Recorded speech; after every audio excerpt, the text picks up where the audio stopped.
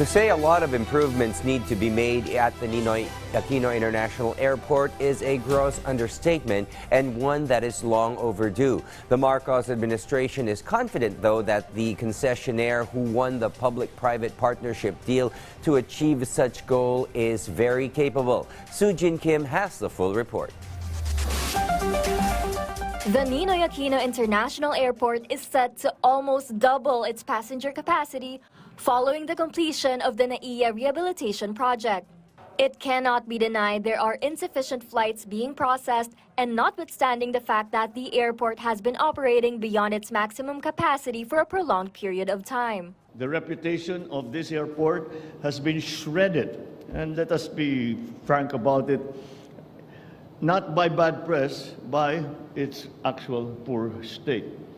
The gateway that should be the red carpet to our country has become a dirty rug that unfairly defined a visitor's first impression. Hence, the Department of Transportation and the Manila International Airport Authority agreed to co-grant the NAIA Public-Private Partnership or PPP project. This is government's longest attempt, spanning 30 years, to transfer the operations of NAIA to the private sector.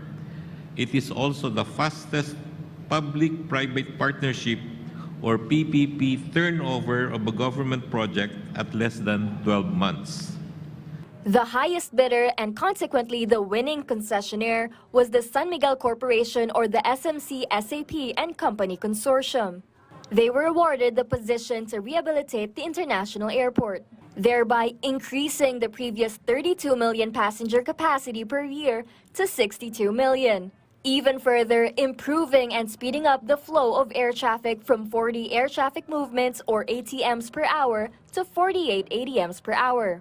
The company is led by SMC President and CEO Ramon Ang. If his record is anything to go by, I'm fairly confident that he will manage to do it by hook or by crook. President Ferdinand R. Marcos Jr. explicitly identifies the insufficiencies within the terminals, including outdated infrastructure, overcapacity, substandard design, lack of remedial measures for continued operations, non-compliance to existing airfield aviation standards, and the lack of current infrastructure that could handle climate change issues, which in turn affects the travel experience of many Filipinos and foreign passengers each day. This effect on tourism puts a dent on the overall economy of the country. So, I urge the San Miguel Corporation and Company Consortium to fulfill its commitments to this PPP project. This undertaking is not just about revenues, but resources invested in the airport, and in many ways, it is an investment in our future. The project will have at least 122.3 billion pesos as capital investment. In fact, in the first 6 years of operation, they're expected to hash out 88 billion as capital investment, and this amount is 8 times higher than the overall capital investment disbursement since 2010. The concession period is set to last 15 years, although it could be subject to a 10-year extension if agreed on. I am sure the new NAIA Infra Corporation has a wide network of financing sources to support their vision for this airport. The NAIA PPP project is expected to herald economic growth for the country while lifting tourism arrivals with improved levels of services and upgraded airport infrastructure.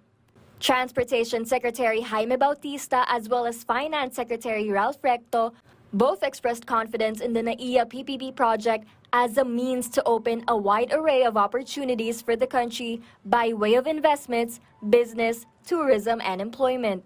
The finance chief underscores the NAIA PPP deal as an unprecedented feat resulting from strong partnerships between the government and the private sector. Both the DOF and the DOTR laud President Marcos Jr. for this achievement. We are grateful for the President's support to this historic event. Our civil aviation is poised to take off to an exciting new horizon. The modernization project will allow for quick ins and outs for passengers. Hopes are high on passengers getting in and out of the airport in 20 minutes once measures are in place. In any case, if they opt to stay in the airport for an extended period, they will be able to enjoy clean and comfortable terminals. Better still, the goal isn't simply physical transformation, but a total revamp of structural and systematic designs. The restoration of this airport should go beyond its physical design and structure. It requires major overhaul. Meanwhile, the Department of Tourism sees the privatization of NAIA as one of the several initiatives the national government, together with the private sector, should pursue.